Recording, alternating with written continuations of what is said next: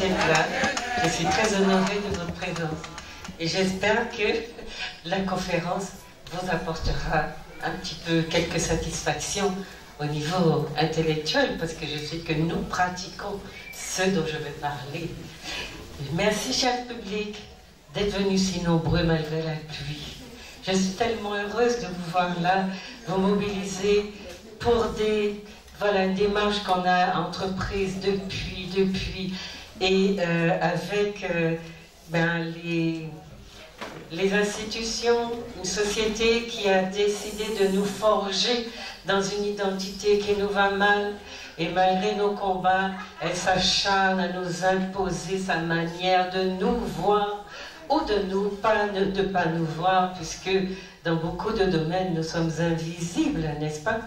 Donc, je suis heureuse de cette initiative du CNR, de Gabrielle Privat, qui est à l'œuvre, qui travaille sans arrêt, sans relâche, avec la belle équipe qu'elle a, et dont elle s'entoure en permanence pour nous nourrir aussi, puisque le Comité national des réparations nous rappelle que nous sommes très loin encore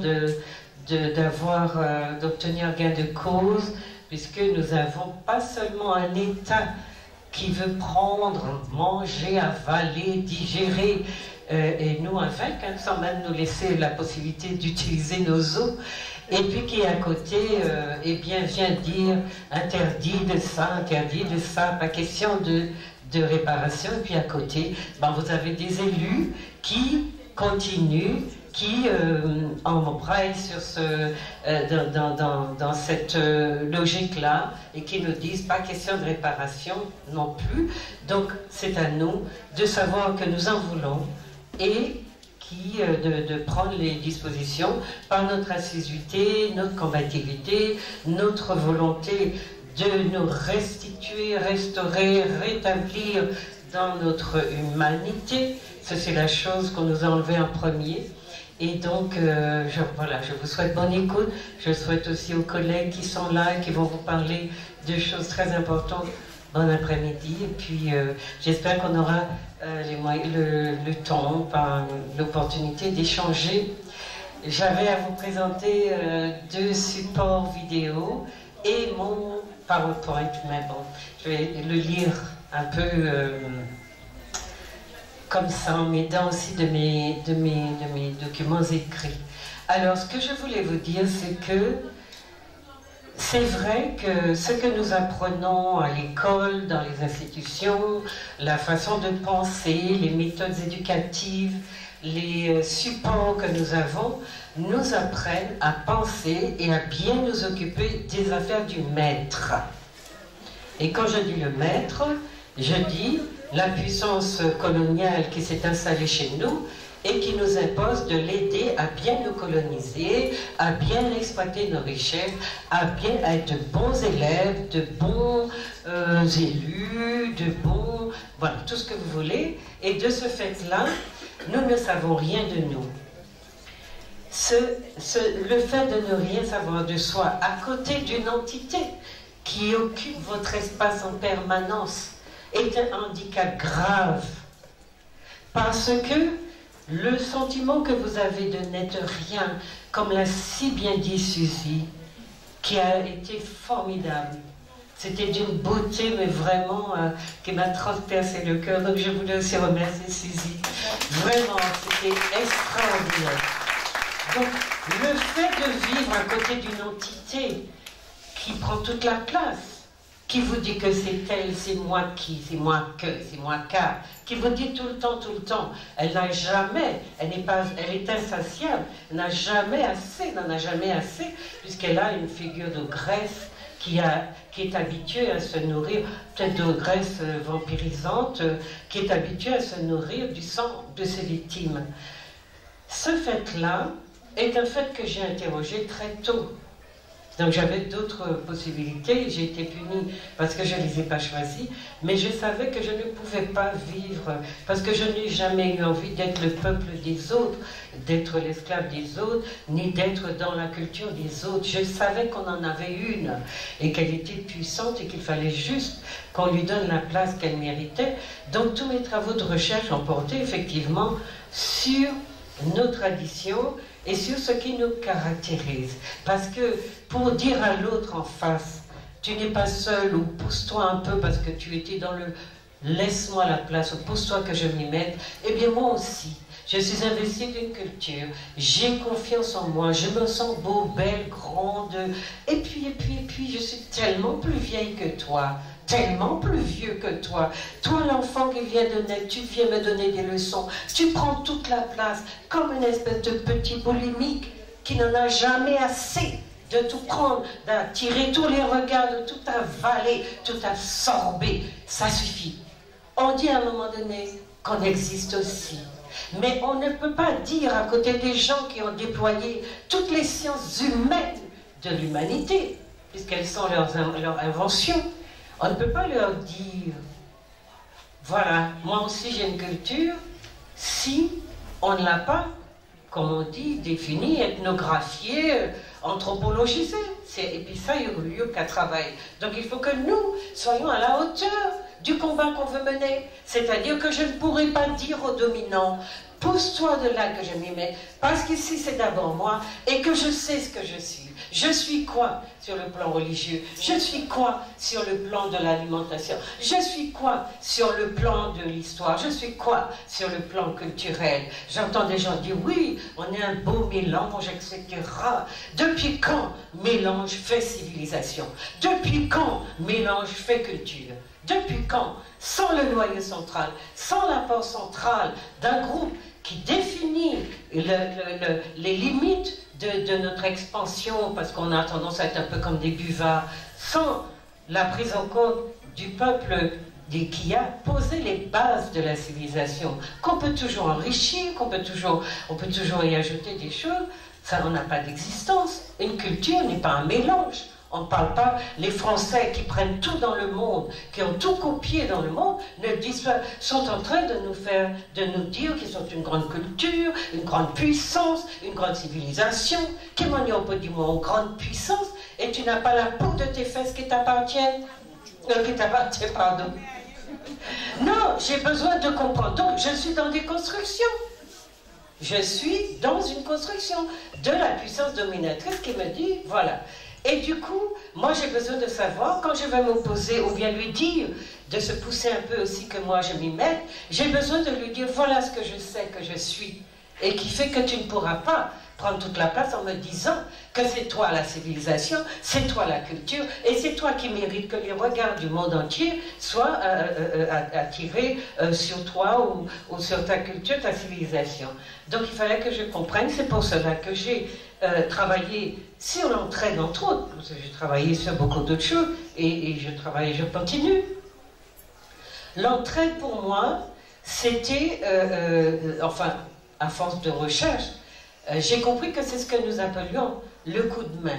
Et comme nous sommes toujours dans quelque chose d'un peu domestique, d'un peu, voilà, ils font ça, ils vont comme ça, et puis nous n'y l'habitude fait, nous qu'a fait comme ça. Mais scientifiquement, comment est-ce qu'on peut aborder une réalité aussi dense que le coup de main l'entraide chez nous, en continuant à dire que c'est un coup de main? Parce qu'entre-temps, comme on a un peu, avec le temps aussi, un peu macaillé tout ça, on est très vite dans l'idée que, ben, un petit coup de main, ben, moi, un petit coup de main, ben, moi, un petit coup de main, fais ça pour moi, s'il vous plaît. Et on est dans quelque chose de comme ça, qui est que la vraie grande culture, le vrai partage, ce que les grands nous diront, ça sera ça, véritablement, l'entraide. Donc il fallait que je trouve l'équivalence de l'entraide dans notre civilisation, et donc le coup de main a été décliné, et je l'ai, en travaillant anthropologiquement, je l'ai travaillé à partir de théories anthropologiques. Et ce que nous appelons coup de main à la Martinique n'est pas à prendre à la légère. C'est la structure de la civilisation que nous ont légué nos ancêtres africains. Il y a un autre groupe qui a apporté un peu de ça, mais le gros du travail, la grosse structure nous a été cédée par notre civilisation africaine. Donc, remercions les ancêtres. S'ils sont là, j'espère qu'ils ont entendu vos prières de ce matin. Remercions-les, parce que si nous sommes encore en vie, c'est parce qu'ils nous ont habités d'une manière d'être et de vivre que la sauvagerie de l'esclavage, la colonisation que nous avons connue, ne nous aurait pas permis auquel nous n'aurions pas pu survivre. Et c'est la culture de l'entraide qui a sauvé les peuples déportés, les peuples africains déportés dans le monde entier. La culture de l'entraide, parce que c'est ce qu'on appelle en sociologie une régularité. Ça veut dire que tous côtés sont allés, vous avez trouvé les mêmes bases de relations entre les gens qui font qu'il y a la dimension adaptative des choses, oui, un peu de langue différente, un peu de ce qu'il y avait dans les endroits où ils ont été déportés, mais ce sont les bases. Et ce qu'on cherche quand on est en anthropologie, on avait dit oui, sortis du cale des bateaux, les Africains ont tout perdu. D'ailleurs, c'était même plus des Africains, je crois qu'on les a baptisés créoles, peut-être parce qu'il y a des gens qui ont des problèmes de vue, bien je ne sais quoi, mais en tout cas, ils ont baptisé aux créoles. En 2 temps 3 mouvements, ils ont décidé que ça en était fini avec la culture africaine, qui est pendant des millénaires celle qui habite les Africains. Et vous savez pourquoi les Africains et nous-mêmes, nous avons l'impression que nous n'avons pas de culture, que nous ne savons pas mettre de mots dessus, parce que ça nous a créé culture, nous, ici. C'est un petit coup de balai, un petit coup de ci, un petit coup de ça. C'est pas ça, la culture.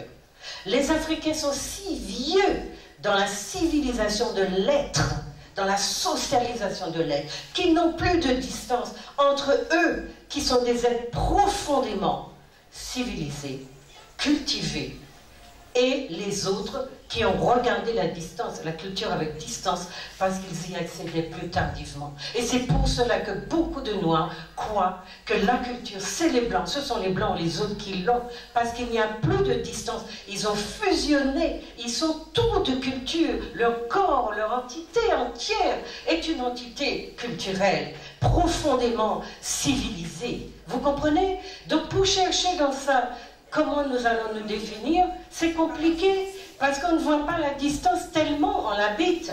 Donc il fallait essayer de comprendre comment les gens font des choses sans pouvoir se rendre compte que c'est ça, la dimension puissante de leur civilisation.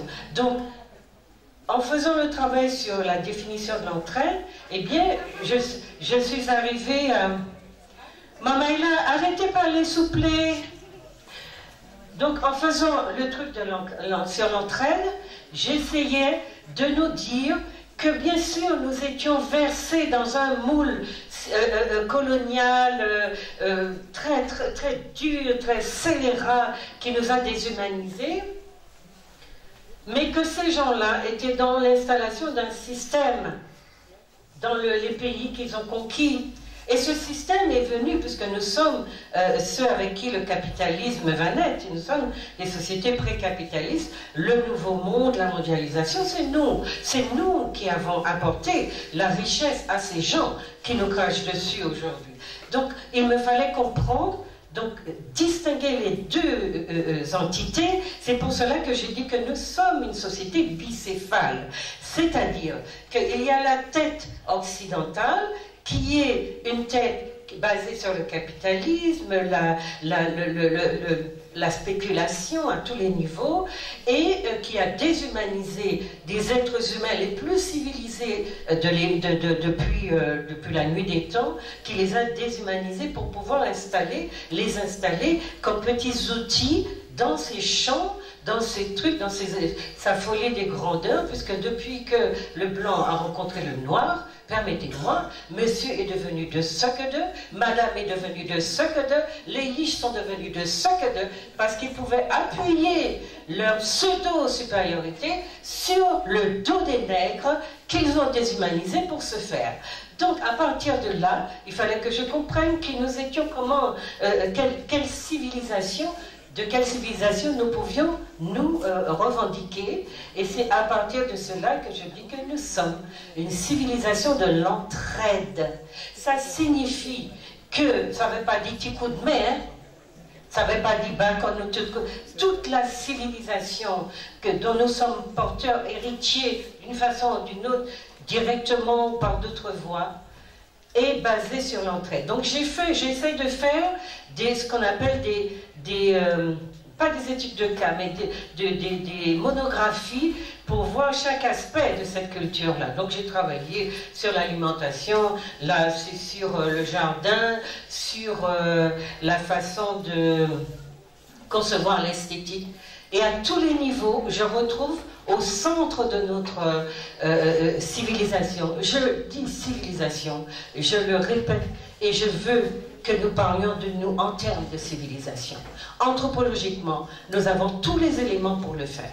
Donc, quand je dis que nous sommes une civilisation de l'entraide, je dis que quels que soient les éléments de culture ou de manière de faire auxquels on s'intéresse avec des yeux de sciences humaines, scientifiques, anthropologues comme vous voulez, sociologues, eh bien, vous retombez sur cette entité de base fondamentale qu'on appelle l'entraide, c'est-à-dire que nous ne sommes pas dans des sociétés d'accumulation de capital, mais dans des sociétés où l'économie, qu'on va retrouver à travers l'entraide, le jardin, etc., est une économie qui doit mener au bonheur, au bien-être, à l'épanouissement de l'être.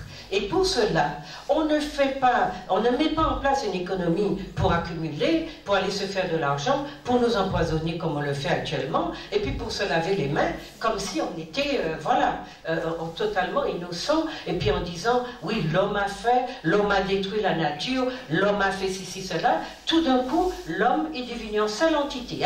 Pour endosser les saloperies des autres, on est l'homme. Et nous, toutes là, dans ça, ah oui, l'homme, l'être humain, nous, les nous, là où il faut que vous réclamiez les nous, vous n'êtes pas qu'à faire, mais vous êtes pour porter les responsabilités et les saloperies des autres, vous le faites. Alors arrêtez de dire nous à tout bout de champ. Donc nous sommes dans l'entraide, une civilisation qu'on va retrouver comme principe symbolique, manière de concevoir la relation à l'autre, la relation à la mort, à la vie, à l'amour, au pays. Nous allons retrouver ça de manière identique. Et c'est ce qu'on va appeler un noyau dur. Quand vous regardez les civilisations occidentales, elles sont basées sur le capitalisme, l'argent, le travail spéculatif, l'exploitation de l'homme par l'homme. On est dans ça. Ça ne veut pas dire qu'il n'y ait pas parmi les Blancs et les Occidentaux des petites communautés qui se rendent compte que, ouais, là, c'est pas viable. Là. Mais leur système est basé sur ça. Donc, quand j'ai travaillé sur l'entraide, j'ai pris l'exemple du jardin, parce que nous avons créé ça, coup de main, etc. Mais je ne suis pas dans le développement de cette problématique en tant que telle. Il y a des gens qui sont spécialisés là-dedans. Il y a une association qui s'appelle la Sauterre. Il y a, je crois, comment il s'appelle comment? Il y a Duriveau, il y a un monsieur que je vois là, j'ai oublié son nom, avec le képi, voilà.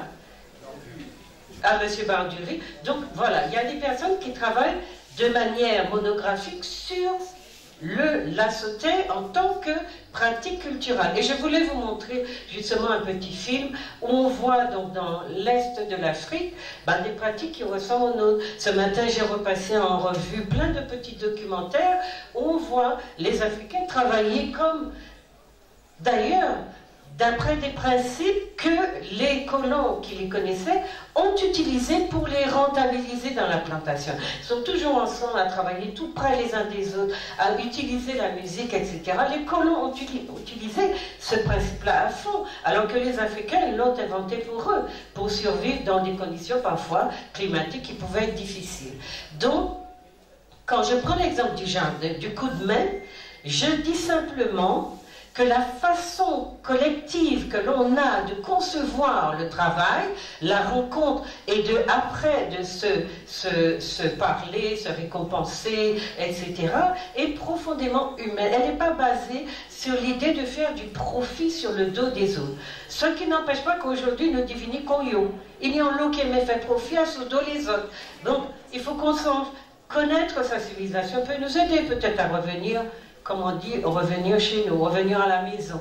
Bon, alors, moi je vous donne quelques définitions, puisque c'est important. Je vous ai dit que c'est un peu théorique, mais à mon avis, on ne peut pas se contenter de parler de nos affaires comme ça, un petit peu, de manière un peu légère. Donc, le coup de main consiste en une organisation collective du travail basée sur un système d'échange. Vous avez des exemples? Vous en connaissez? Système d'échange basé sur le travail collectif. Un système d'échange. Un système. Hein? La scène, très bien. Qu'est-ce qu'il y a d'autre? Hein? Qu'est-ce qu'on a d'autre? Oui, le jardin, on a évoqué. La tontine, non? Construction de maison, voilà. La tontine. Le sous-sous, je vais vous en parler tout à l'heure. Il y a, si vous faites le tour de nos pratiques, de ce qu'on va appeler nos pratiques culturelles, qu'ils soient domestiques ou plus élaborées, vous allez voir que vous allez trouver énormément d'exemples. C'est juste parce qu'on ne les met pas ensemble quand on pense à sa culture. On dit, ah, ça c'est un coup de main pour faire maison, coup de main pour faire caille. Pourquoi on retrouve le même principe de base dans tout ce que nous faisons, dans toutes nos activités?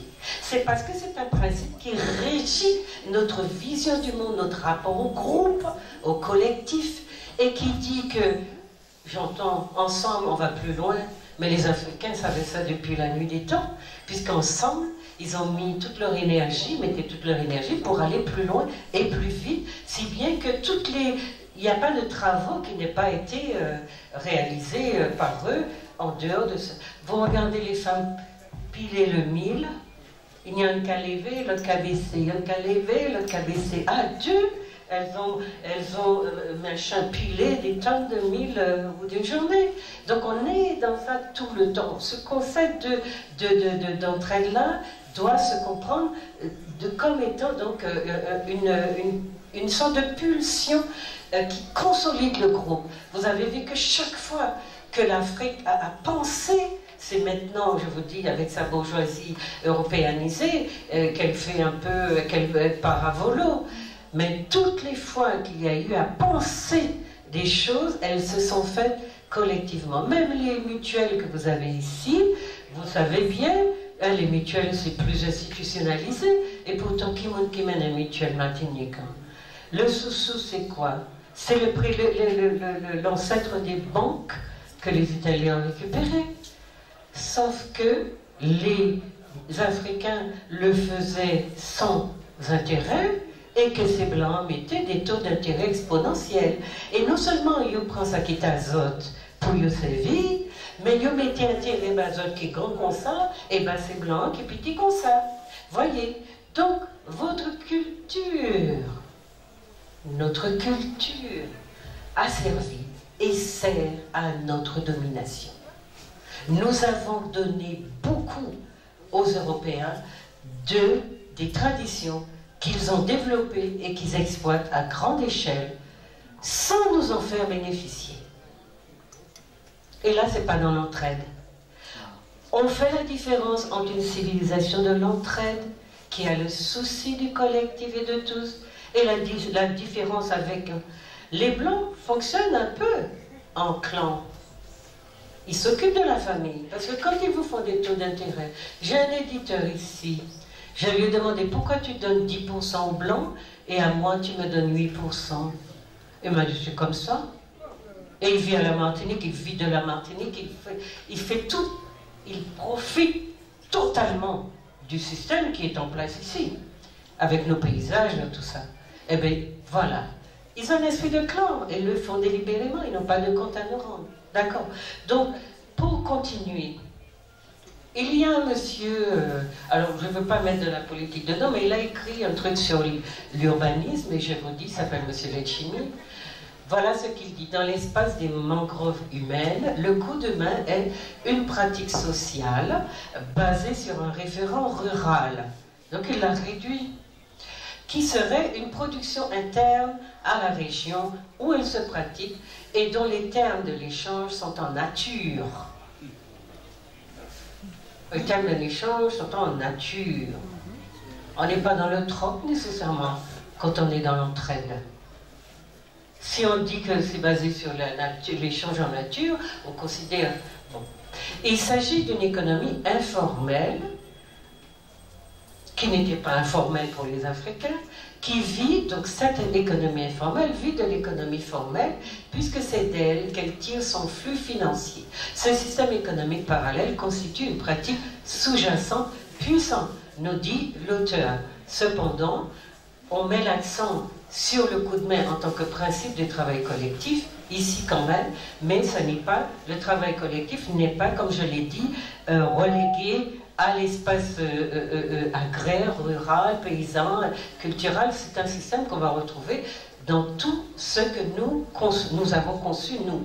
Donc il ne s'agit donc plus d'un référent uniquement rural, puisqu'il investit l'espace urbain que sont les mangroves, aussi on l'a vu, à Fort-de-France par exemple, et plus globalement, tous les espaces qui génèrent de l'activité économique. Dans le Nord Atlantique par exemple, le terme réfère à toute forme d'entraide, donc construction de maisons, on l'a dit, rapage du manioc, pêche, déboisement, préparation du sol en vue du plantage de légumes, racines, etc. etc. Et j'ai des gens qui m'ont raconté des anecdotes sur aussi le travail scolaire, comment après l'école les enseignants prenaient les enfants et de quelle façon ils travaillaient avec les enfants pour les aider sans que ça ne fasse intervenir de problématiques monétaires, etc. Ce que je suis en train de vous dire là, c'est que l'entraide est une économie. Toutes les civilisations se sont développées sur un modèle économique.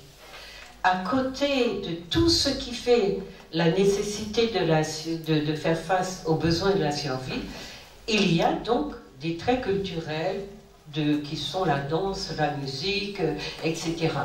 Mais le fondement de l'homme, qui est un homo economicus, consiste d'abord à se nourrir pour vivre et faire vivre les siens. C'est pour cela que c'est autour de ces conceptions économiques que s'organise la vie culturelle d'une société. Donc, l'homme étant ce qu'il est, il invente les moyens mais il n'a pas inventé, comme je vous dis, ça ne signifie pas que l'Afrique n'a pas connu l'argent, la monnaie, ni quoi que ce soit. Ça signifie simplement que l'échange, et cet échange économique, n'est pas à viser d'accumulation de capital.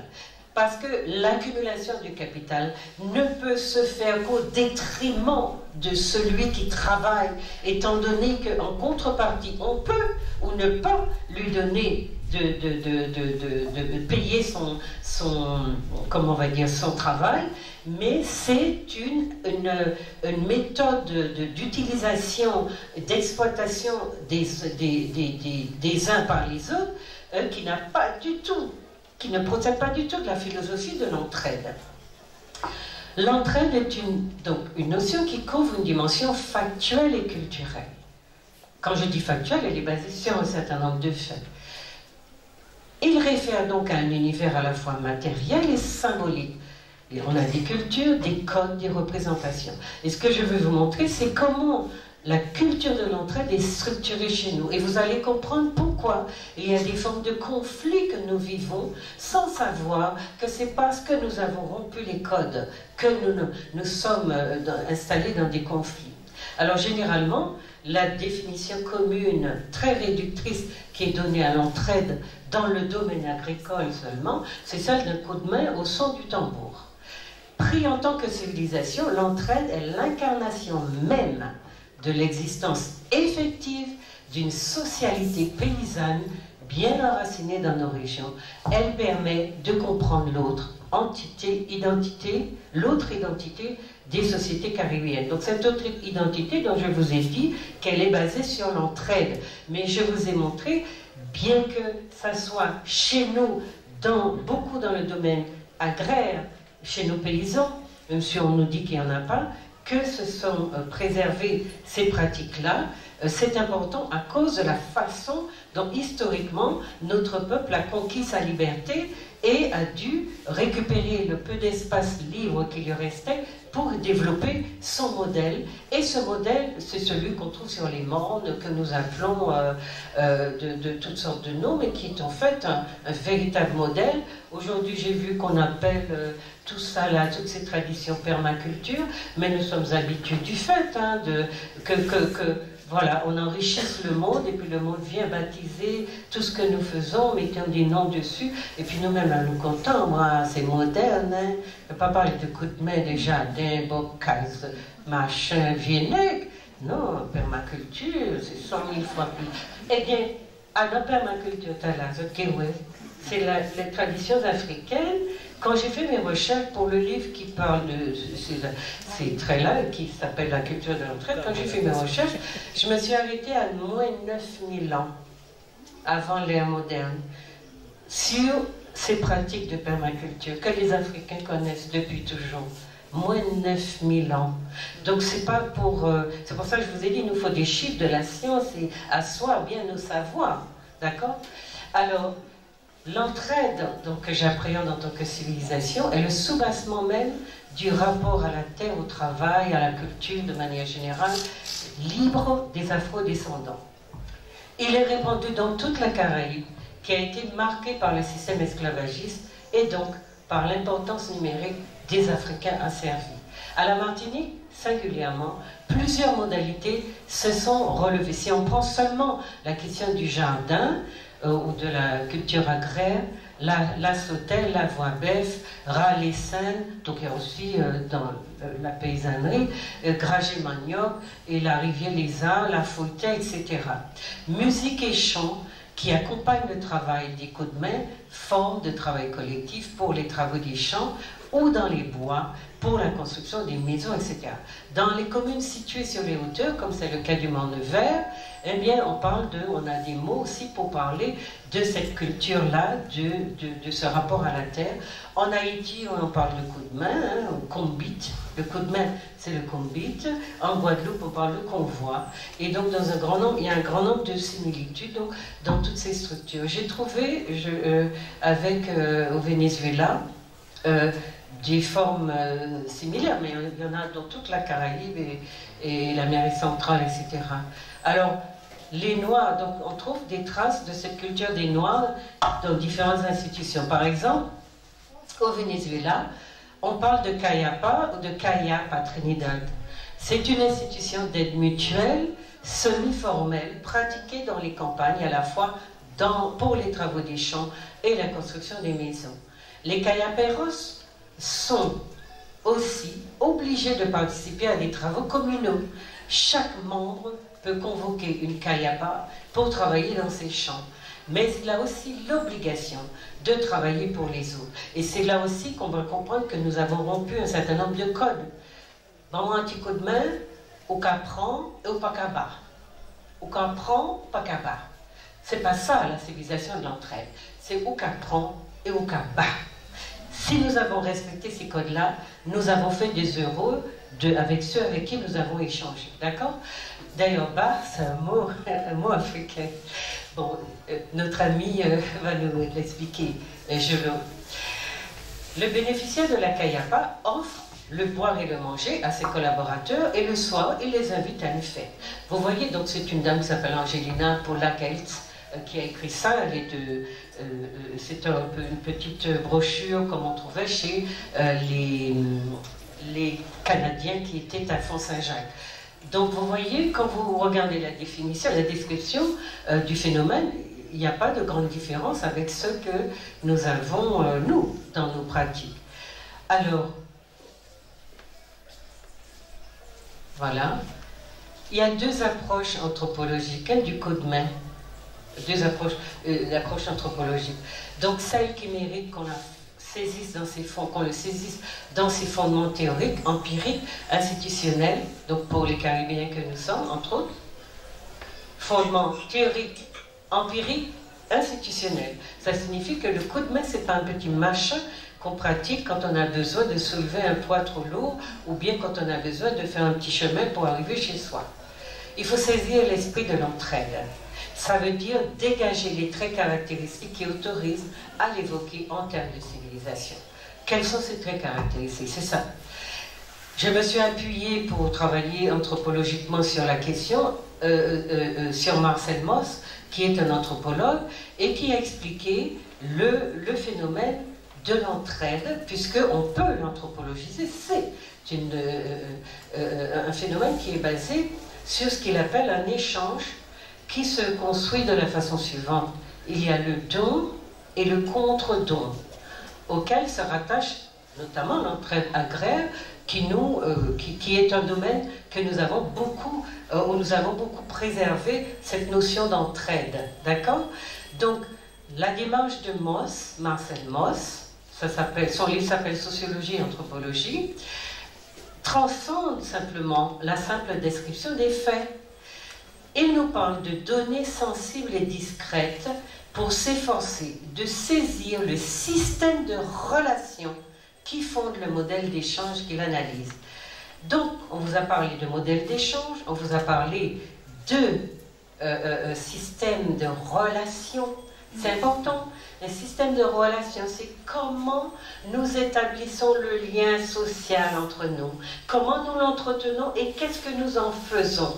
Maintenant que nous sommes croisés avec des valeurs occidentales, nous avons développé ce que nous appelons l'individualisme en transe. Et de ce fait-là, nous avons beaucoup de mal à vivre une relation, on va dire, apaisée avec nos valeurs. Parce que, voilà, on nous prend un levier-messe, comme on dit, à droite, à gauche. Et ces messes-là, c'est non plus se dire, faire le débrouillard. On va le voir dans le sous-sous. Qu'est-ce qui a fait tomber le sous-sous à la Martinique? Parce qu'on avait ces débrouillards qui ont essayé de profiter du système. C'était trop beau à voir. Bon, voilà le système de réciprocité. Réciprocité. Dans le cadre de l'anthropologie culturelle, donc, les pratiques d'entraide sont à raccorder à un système de réciprocité, c'est-à-dire un système d'échange fragmenté en gestes distincts. Donner, recevoir, rendre. Il faut que je reçoive pour pouvoir rendre. Il faut que je reçoive pour que l'autre me donne. Et il faut, une fois que j'ai accepté de recevoir, que je puisse rendre. C'est un système extrêmement construit et élaboré et qui procède d'une philosophie de la relation. On fait attention à l'autre, on le fait exister, on n'essaie pas de le voler, on n'essaie pas de faire son système de la débrouillardise qu'on a dans nos contes et dans la civilisation de la plantation. Hein? Là, je ne mêle pas la civilisation de la plantation à ce dont je vous parle là.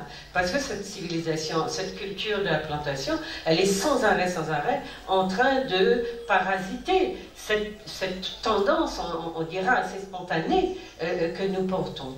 Donc, c'est un mélange entre, quand on prend en compte ce système de réciprocité qu'elle entraîne, il mélange des droits et des devoirs symétriques.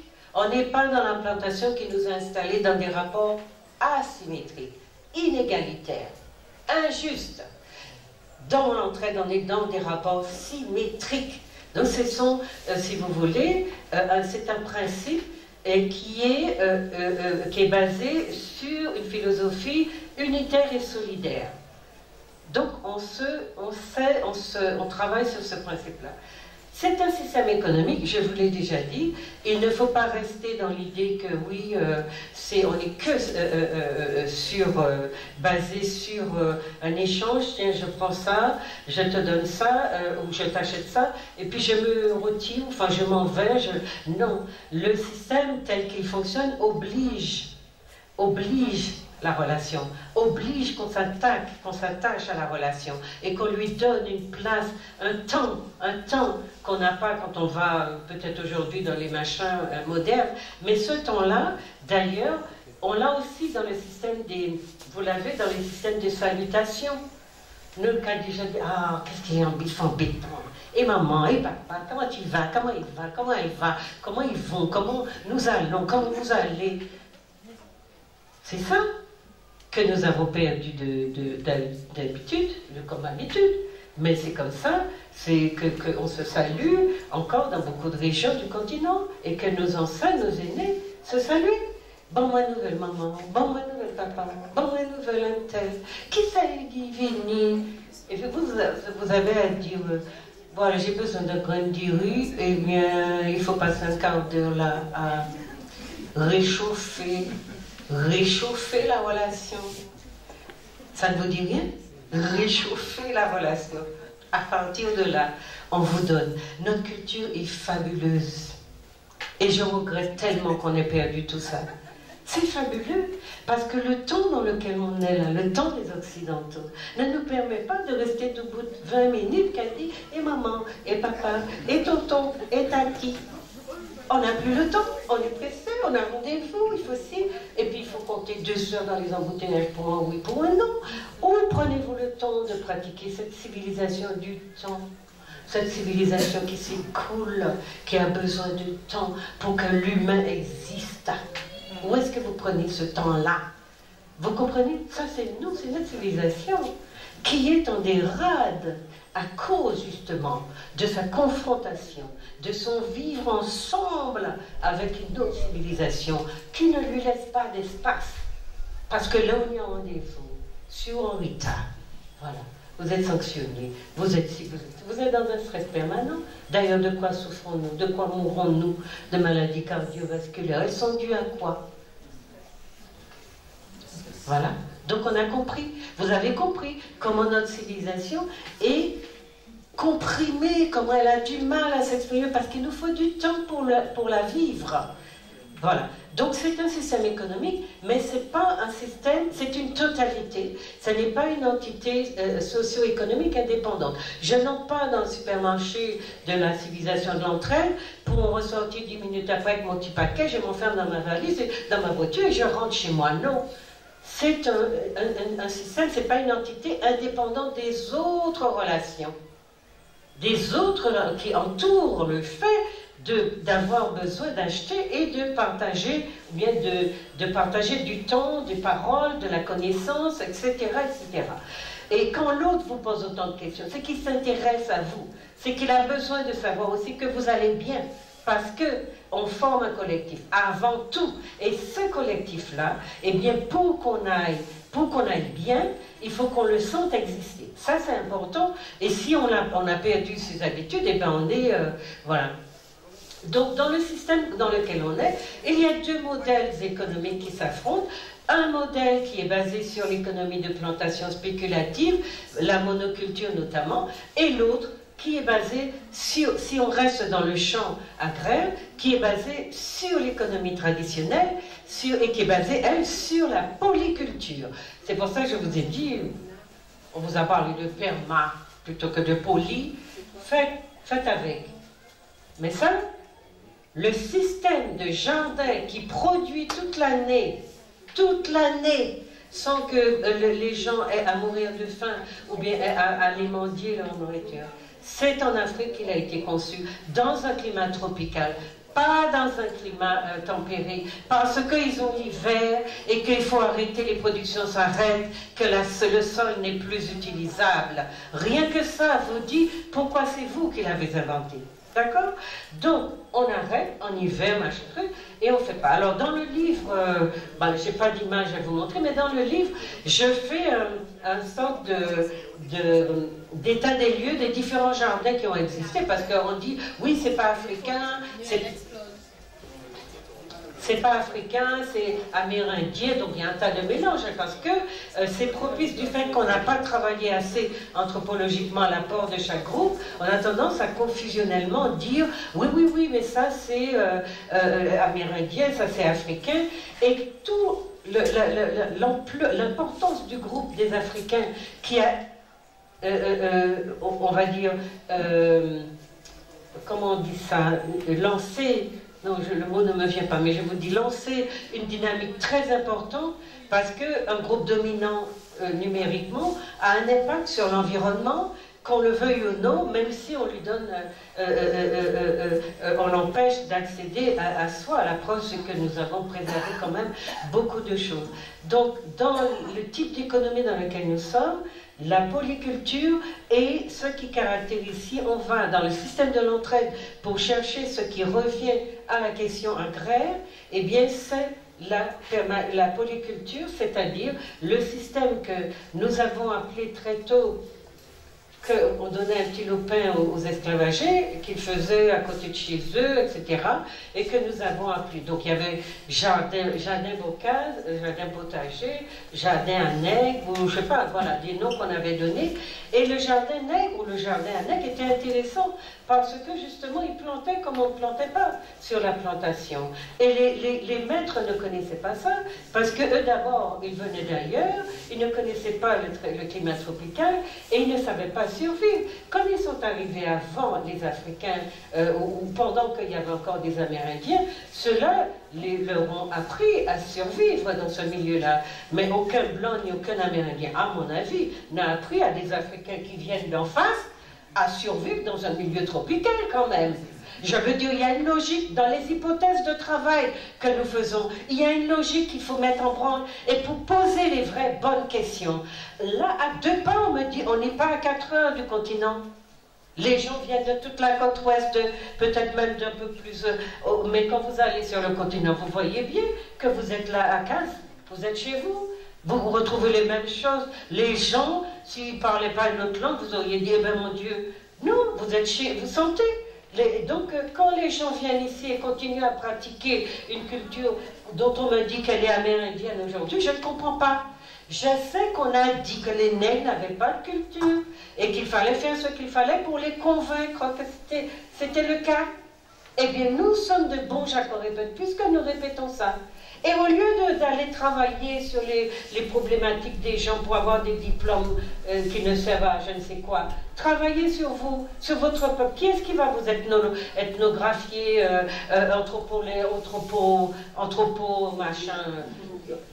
anthropologuer, voilà. Qui est-ce qui va le faire si ce n'est vous? Donc vous êtes punis, mais il y a le bonheur de trouver, quand vous allez au bout de vos recherches, de trouver votre peuple en face de vous qui vous dit, voilà, ça m'intéresse. Parce qu'il y a quelqu'un qui a cherché. Il faut chercher.